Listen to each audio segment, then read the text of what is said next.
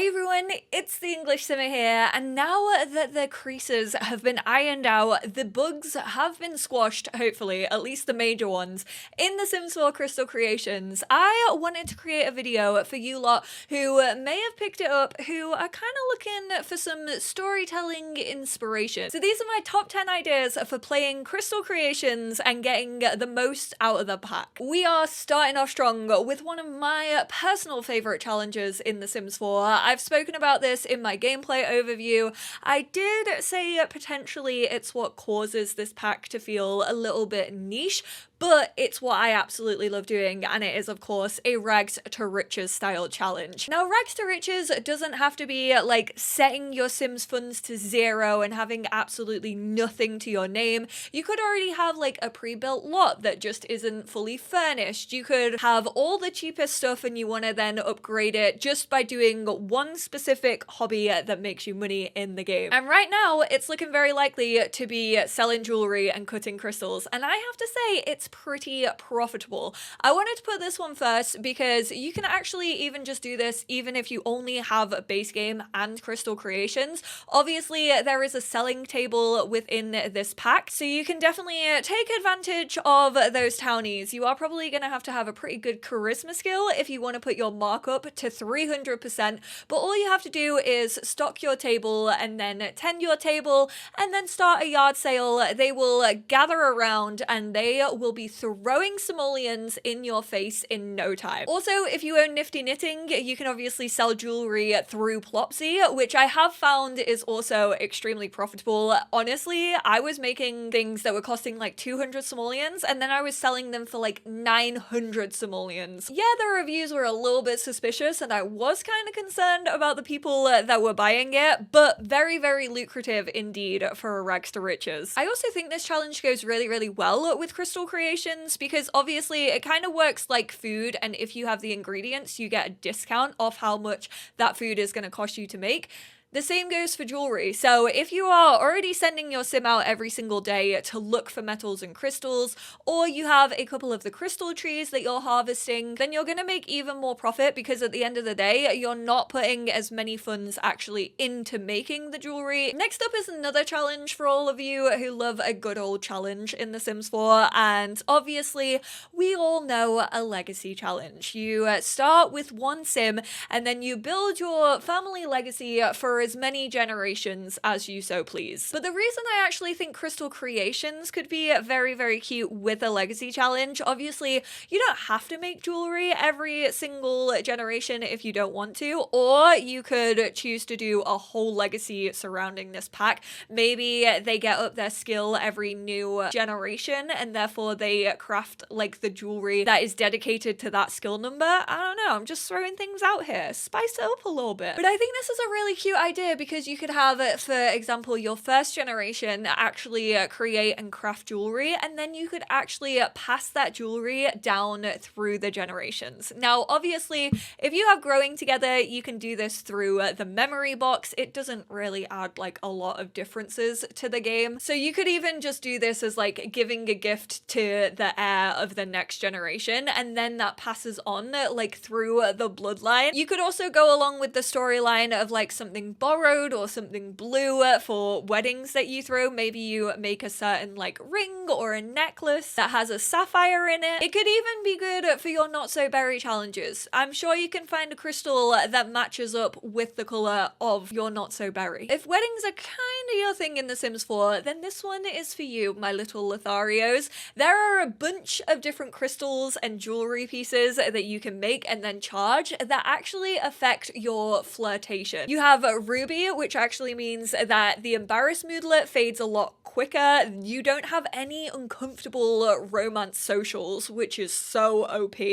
There's also no awkward woohoo if your Ruby is charged. With Fire Opal, you have more successful romance interactions and more successful dates. Rose helps you get over breakups faster. And with Diamond, which is my birthstone, which I don't know how I feel about this, honestly.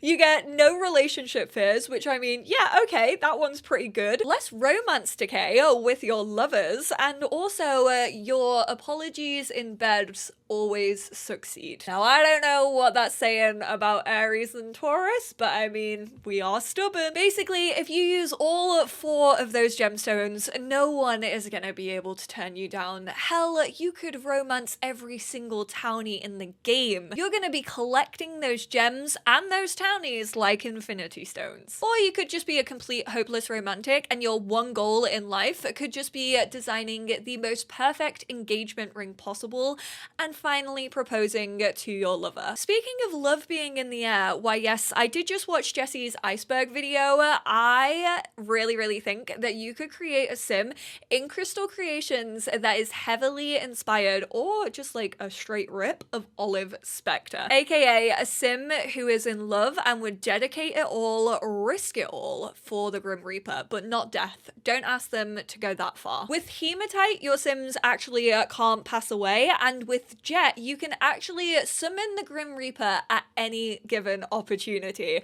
So if you do want to try your hand at romancing Grim, so that basically means you can live forever just to dedicate your whole life to him. Calm down, Bella Swan. Does that mean that Nervous Subject is like technically Renesmee in the Sims timeline? Icons recognize icons. Also, if you do just want to use Jet for other stories within your game, I would suggest maybe checking out the grilled cheese aspiration. To unlock that, you have to eat 3 to 5, I think it's 3 grilled cheeses back to back in a short amount of time. And one of the parts of that aspiration is to actually get the Grim Reaper and like summon the Grim Reaper. Just be aware, if you actually do want to end up marrying the Grim Reaper, you actually have to add him into your household, but don't take off the Grim Hood. Promise me you won't do it. I've never been the same person since I did. Keeping on theme with the supernatural, if you have a Realm of Magic, you could create a little spellcaster / potion maker who also makes jewelry on the side. Obviously, we did get the supernatural feeling in the trailer. I've heard a lot of people say that this potentially could have been part of Realm of Magic.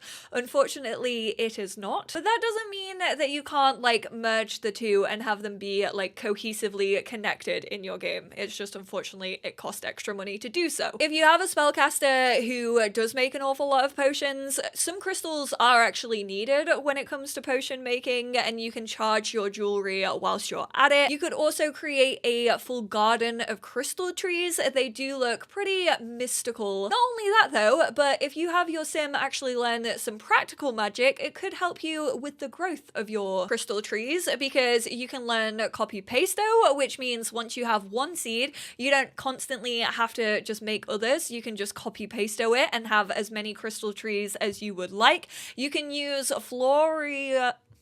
I always mess up the spell name. Floralorial to actually keep your plants healthy and bug-free. But if you want to use your jewelry making in more mischievous ways, then obviously there is the evil / mind control storyline. Now for this, you actually do need Get to Work, as Clandestine can only be found on Sixsim, and it actually gives your sims the power of control. You can convince sims to do things more easily, so when your sim actually gets to a charisma level 7, they can convince your sims to give them small loans. So then if you gain even more Riz and are a level 9 in the charisma skill, you can ask for a big loan. You don't ever need to repay these. And then with the debate skill in Discover University, you can also convince your sims to do your homework, to cook for you, to clean for you. You're never gonna have to lift a finger ever again. Of course, if you have Get to Work, you can have your sim purchase a retail shop, and here you can actually sell any of your wares, be it crystals that you've just found,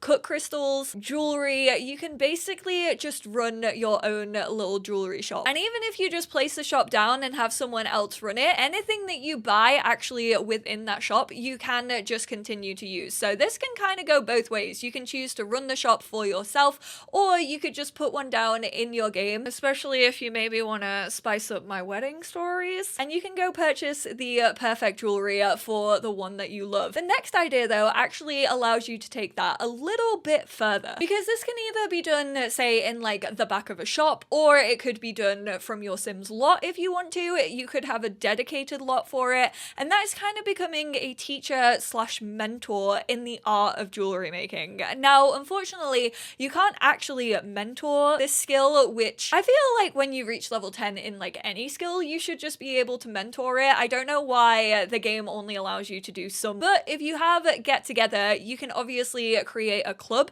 where you can encourage the club activity of gemology. This does work. People will actually gather at the gemology tables and get on with like making different things. However, unfortunately, they won't ever get a finished product. So it's not like they can come to a jewelry class or a club hangout and actually leave with something that they've made, which I really, really wish that was the case. I wish there was a full product like done and dusted, but it does kind of give you the effect that people are gathering around you to actually work on their skills and to learn a new craft. I just think this is a really cute idea to kind of have like a workshop in the back of a shop. Now, I'm fairly sure we've all figured it out by now, but Crystal Creations is definitely a cheaty pack, because the buffs that you actually get off jewelry actually help you out an awful lot within the game. It has the same energy of Realm of Magic, it has the same energy as Tiny Living, and you can absolutely become a jack of all trades with some of the specific gemstones and jewelry that you can make. Turquoise can actually make your Sims gain the charisma skill at a much more accelerated rate. Orange topaz leads to creative skills actually gaining quicker,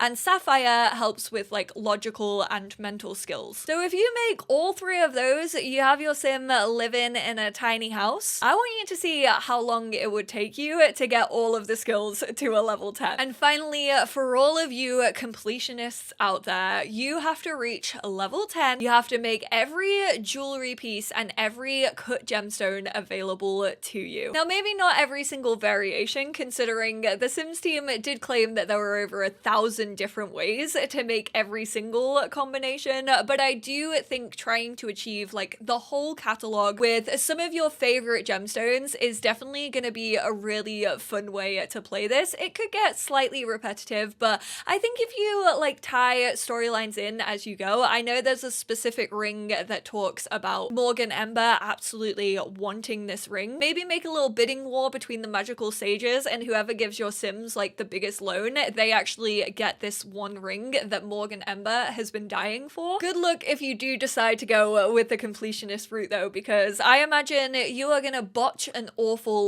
lot of pieces of jewelry. And just as a little bonus plotline, because I do think this is actually really, really interesting, and if you are kind of a fan of Sims lore, then this might be right up your alley. When you actually purchase crystals on the computer, you actually get a thank you message from the CEO of the crystal company, and their name is Celeste Moonglade. And when I saw that, I was like, oh my goodness, we could actually create like Celeste Moonglade and like play out her life, how she went from maybe this startup entrepreneur to now being CEO of the online crystal company. And I just absolutely love that idea. If anyone does actually make Celeste Moonglade, please feel free to tag me over on Twitter and show me your recreations of them, because I really, really want to see what kind of vibe they give off. But there we have it. Those are 10 different ways that you can actually explore crystal creations. I hope this got some ideas going and cogs turning in your heads. If there are any other storylines, any other challenges